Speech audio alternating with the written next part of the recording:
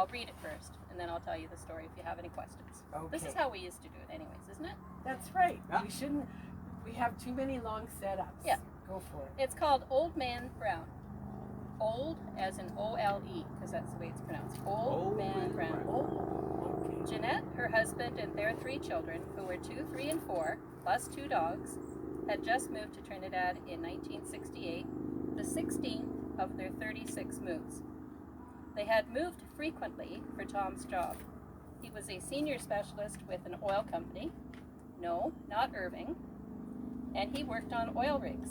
He was very good at his work, and he was very well paid. The September long weekend was coming up, so they decided to have friends fly in and spend the weekend at their cottage on the cliff called the Rod and the Reel. They had servants to attend them, but Jeanette treated them as family. Bejan was in charge. He made certain everything worked well and could fix anything. His wife Tara was a cook, the maid, and Jeanette's best friend in Trinidad, but her primary purpose was to make sure the tarantulas and scorpions stayed outside where they belonged. They also had a child, a boy, Andrew, aged 6. So Friday they went to the Rod and the Reel for the weekend in their Jeep. Their friends arrived shortly after they did. They all sat down for drinks, and Jeanette realized they had no ice. She went to Bejan to ask if he could get some, and he replied, "Unfortunately, Madame, no ice was available." While still trying to figure out how they could get some ice, Andrew, the little boy, pulled the hem of her dress and said quietly, "I get ice." She said, "How?" He replied, "Old Man Brown." Jeanette asked, "How much?" $1, he replied. So she said, "Okay," wondering where he was going. He was gone almost an hour and carried a large bag filled with ice. She thanked Andrew, gave him $2 for his efforts, but a few hours later, they ran out of ice again. She found Andrew and she asked if he could get some more. He said, "Yes, Madame," but this time $5. Jeanette was very happy, and he did return with the same bag was there with just a little less ice than before. Soon the ice was gone, but they were all going to bed, so she found Andrew and she asked if he could get more ice in the morning. "No, Madame, sorry, no more ice." Bejan was close by and said to Andrew, "Where did you get ice?" He replied, "Old Man Brown." Bejan was very disturbed about this and took Andrew away, scolding him. Jeanette went over and said, "Why are you angry with Andrew? He found us some ice. This was somehow my fault." Andrew quickly answered, "Old Man Brown dead." And Bejan added, "And he's being buried tomorrow. He was being kept cool with the ice before the burial." Andrew quietly replied, "But is okay, Madame. Old Man Brown had suit on." I leave the rest to your imagination, but this is a true story. One of the many I hope to continue writing as they hopefully become the stories about Jeanette's life, travels, and adventures. That was good. Nice. That was funny. Chasing butterflies. It's a sunny day and I think of what I need to do today. I think to myself, I need to brush the lawn. No, that's not right. I need to sweep the lawn. No, that's not it either. I need to make the grass shorter. What is that called? Cut. Yes, I need to cut the lawn. The logjam shifts and one word is released from captivity. I need to cut the lawn today using the thing you push back and forth. Some days the word floats free, some days not. I used to be smart. I've read hundreds of books. I used to have a good vocabulary. Now I am tongue-tied. I'm struggling today and it is exhausting. It's like the words are playing hide and seek. I chip through cement to release them, but they float away before I can catch them. Verbal butterflies. Conversing in French, I hit a wall. I have no word. All of this building, then no climax. I search and search, yet still it eludes me. Say it in English, the person says kindly. Language makes no difference. Even my mother tongue has abandoned me. I am bereft of language. my head, I feel the collision of two tongues and the shattering of my thoughts. I no longer remember what I was talking about. I am silenced and alone with the picture in my mind. Suddenly I remember I have to mow the lawn. Wow. Very nice. Wow. Food chain. Sunlight burns through the treetops, slicing a path to the floor below. Charging through steaming woodlands, I trample fallen tree limbs with the snap, crackle, pop of dominance, displacing tiny forest dwellers while smoldering lava pours down my back. Beards of gray moss hang overhead. Poisonous berries offer themselves freely while woodpeckers drill for treasure. My leg begins to throb. An unseen predator has torn into my flesh, forming a circular lesion on my calf. Quite large and angry it sits, with a black bullseye staring out from its core. A system of red dots has begun creeping in formation across my skin. One of nature's flying beasts has hobbled me with a tiny bite of its chemical cartridge. How frail is the human species?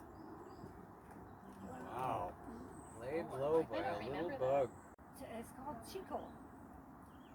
Donovan is a retired fisherman living on his own in the same small house where he and his twin brother and sister were born and raised. Chico, a small brown Havanese who was given to him from a family who could no longer look after him.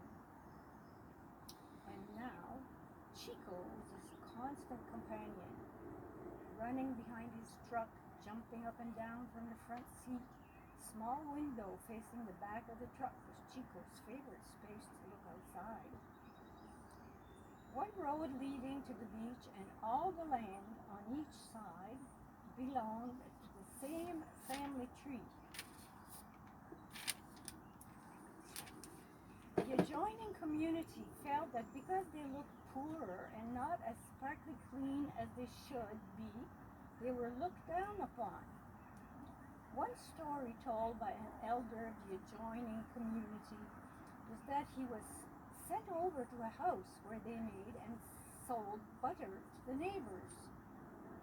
When he arrived, he expected to see somebody with a churn churning the butter, but instead, a big container was in the middle of the room where children were trampling and dancing in the mixture as you would do for wine. The youth at the time turned away and didn't buy any butter. Donovan had lost his parents and his twin brother from diabetes. His sister was married and lived away. The house looked the same as it always had. A few changes had been made with electricity, sink, running water, and bathroom. The big wood stove occupied a small space that included a table, 2 chairs, and as you entered from a small covered porch, the tambour, as Donovan called it, mets l'argent dans le tambour Souffio, he would say, when I paid him for some work he had done. Trouble started with Donovan with his new girlfriend. Chico liked the ex-girlfriend better, and one time the new girlfriend was making this large pizza with all the works and plus. Donovan did not drink or smoke, but liked to eat whatever he wanted. Chico was not letting his new girlfriend occupy the other space that he liked better. What was Donovan going to do? He couldn't get the old girlfriend back. He felt he had to choose between the new girlfriend and Chico. This shouldn't be bad. It's 3 pages, but it's double spaced. Remember Wendell's garden? Or Jaribu's garden? Jaribu, I'm going to rename him. Somehow she'd gotten separated from the others, wandered off through the sprawling ruins of the old sugar plantation until the midday sun and a rush of dizziness told her that she needed shade and water soon. Unconcerned about being lost, about getting lost, being bitten, stung, or eaten alive by one of those nasty tropical creatures the ship's tour director was always blathering on about, she pushed through a wall of giant ferns into the jungle. Beyond the dense tangle, she stepped into a clearing. A trickle of smoke coiled from a smoldering fire up through slanted sunbeams into the canopy above. The sensation reminded her of being in a cathedral, except this church was alive. Tufts of white silk cotton floated past. Hummingbirds zipped from blossom to bloom. Saplings sprouted out of moss-covered stumps. Bushes dotted yellow, green, and orange with lemons, limes, and tangerines. She was in a garden. Far off she heard music playing. Is this love? Is this love? Is this love that I'm feeling? In a blink, a long-limbed black man, dreads in a tam, walked through the smoke across a clearing, eyes locked on hers. He took her hand, helped her sit, gave her a cup of water. The tour director's warning about not drinking anything without a lid came to mind, but she was too thirsty to care. You're a lifesaver, she sighed, handing him back the empty cup. My name's Florence. Jaribu, he answered. She spread her hands wide. Is this all yours? Jaribu picked up a watering can and beckoned her to follow. Through his garden, from plant to bush to tree, watering, pruning, observing, flicking away unwanted insects, feeding choice scraps of fruit to the parrots. There was more air in their conversation than dialogue. As if he had only so many words left to last the rest of his life, each one to be used sparingly. Every plant has a purpose. Some food, he told her, pausing to crush a bouquet of leaves for her to inhale the fragrance. Some medicine. They crouched beside a spring bubbling out of the ground, drank ice-cold water from cupped hands. Dragonflies hovered over the small pool, wings iridescent in the sunlight. We all be put here by nature. We are nature, you understand? Her internal chatter went quiet. She felt suffused with calm, in the moment, the ever-present now, at peace. It was after dark by the time Florence returned to the ship. The tour director was frantic, about to call the police. Everyone wanted to know what happened. Did she get lost? Was she worried? Are you all right? You really should be more careful. They listened to her tale until the novelty passed and the conversation returned to grandchildren, kitchen renovations, and duty-free jewelry. Florence went to bed early and woke at sunrise. She had to see Jaribu once more before they sailed, to say goodbye properly. But when she arrived, the garden was gone. It made no sense. Yes, it was a hot day, and yes, she was close to sunstroke, but she distinctly remembered leaving the sugar mill, walking past the tiny huts where the slaves used to live, over the hill and into the jungle. Distinctly. She asked everyone on site, groundskeepers, security, maintenance, the cook. No one knew of any such garden. People don't live in the jungle, they said. Too many snakes. In the decades ahead, Jaribu often reappeared in her thoughts. A sweet memory tinged with regret, a smile with a tear. Losing her husband was easier to deal with. At least they'd had 35 years together. But losing someone so uniquely beautiful, so complete, without having time to appreciate it, that hurt. On the last night of her 92-year adventure on Earth, when a lifetime of faces and names passed by one last time, her final image was Jaribu's tangled garden. Lovely. Oh, Beautiful. very That's nice. fun. I Yeah. love that. Very nice. All the doggies who were mentioned tonight. All the dogs I love before. That's right.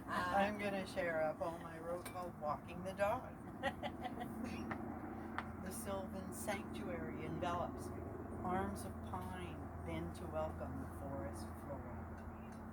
A vibrant palette of shades of green, lime, and loden kissed with dew. Pea-bright sprigs and feathery fronds, verdant velvet and emerald moss.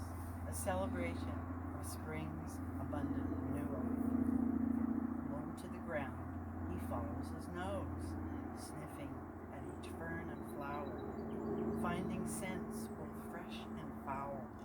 stopping to explore a spot where another creature has left its mark. High in the canopy, a joyful song, the trill and tweet of unseen birds, interrupted by a sharp tattoo. A busy woodpecker, looking for grubs, hammers on a tree trunk. He stops and crouches at the rustle of leaves. A low, take no prisoner's growl comes deep from his throat. A squirrel taunts and dares to be treed. He tugs on his lead and tries to give chase. The squirrel scampers away.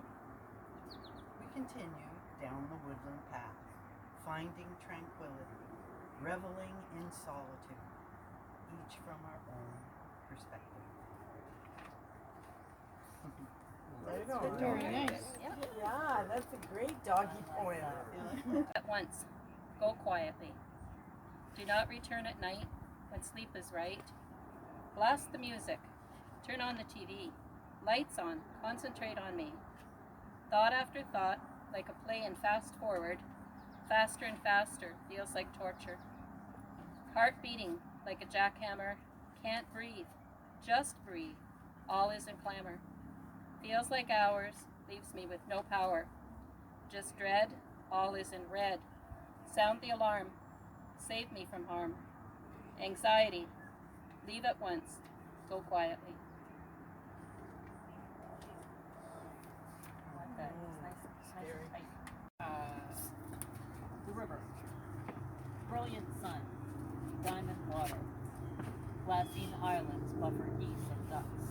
Two solitudes floating upon silvered water. The river, in its deceptive stillness, embraces the inexorable tide. It's called country. I was brought up in the country. In the morning, I would watch the sunrise above the ocean. At night, by my bedroom window, I would watch the sunset behind the trees like a firewall. My mother would play solitaire after supper, pushing the red plastic placemats, the salt and pepper shaker, the napkin holder, to the center of the table. She would sometimes get a paper and pencil, placing the lead tip to her tongue to moisten. She drew a face with grotesque eyes and a horse's head. If only I could draw the ears, she would comment. In the early years, she'd play the organ. Still playing at her leisure, my sisters and I would sing along to her accompaniment. It was the 50s. You are my sunshine, or now is the hour. Oh, remember that, right? People would come by and say, Hélène, play a tune for us. Ben, j'ai pas pratiqué. I haven't practiced.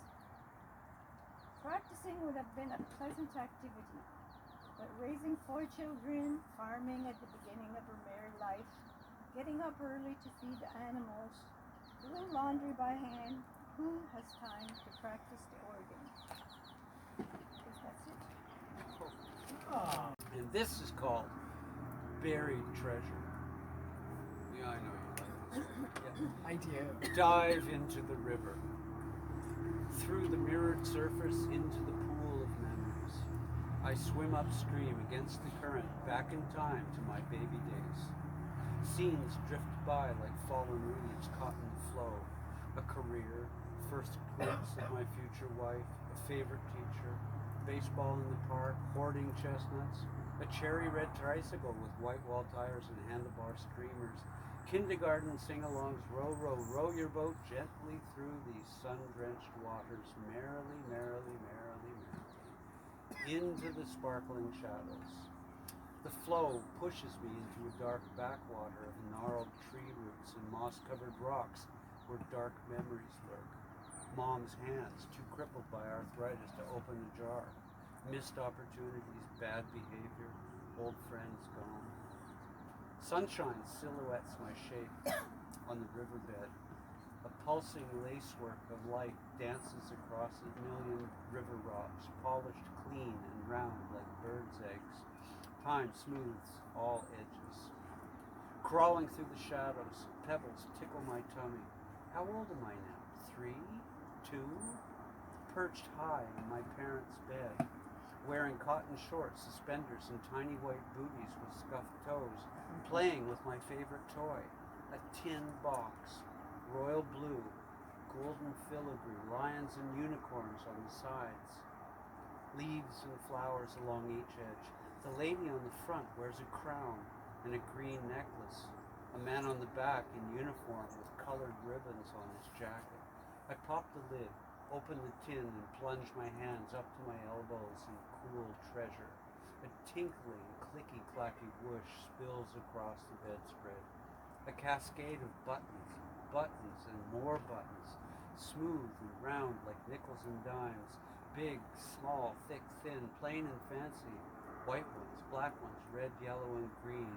A little boy floating on a polka dot ocean. I scatter them across the bedspread like waves across a beach, then scoop them back together, slap the mattress and watch them dance, raise a handful over my shoulders and let them trickle down pudgy arms, bouncing off my head, tickling my ears, and fall to my knees. Again and again and again, deliciously sensual, endlessly fascinating, my favorite game, pure joy before the bruises began.